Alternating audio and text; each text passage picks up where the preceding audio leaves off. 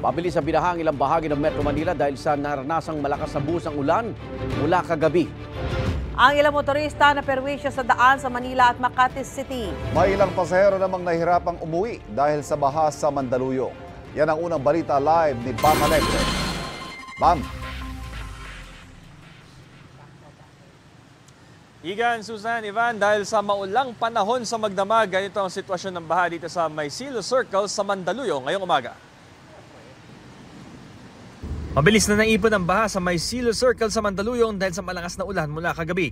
May ilang mga pasahero ang stranded kaya tinulungan ng rescue volunteer na makatawid gamit ang rescue boat na ito. May ilan namang tao at maging mga sasakyan ang lumusong na lang sa baha. Ilan din ang sinubukang pahupain muna ang baha at hindi na nagbakasakali. Baha hindi kami makatawid. Usually mabilis lang eh. Pero ngayon nabutan na kami nung buhos 2 beses na. Kaya wala. Tambay muna kami. Galing po kami ng simbahan, katapos lang po namin magsimba. Paglabas po namin, lakas na ng ulan. Hanggang umabot na po yung baha hanggang bewang. Hanggang madaling araw, ganito ang sitwasyon ng baha sa kalapit na San Francisco Road. Dito sa Mandaluyong, may mga basurang nagpalutang-lutang. Sa Makati City naman, gutter level na baha ang namerwisyo sa mga motorista sa panulukan ng Chino Roces Avenue at Pio Campo.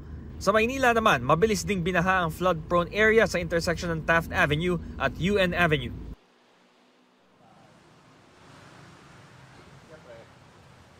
Iyan, Susan, Ivan, itong baha sa ating likuran ay gutter level na lamang. Ito ay bahagya ng humupa mula kanina. Ito ang unang balita mula rito sa Mandaluyong, Bam Alegre, para sa GMA Integrated News.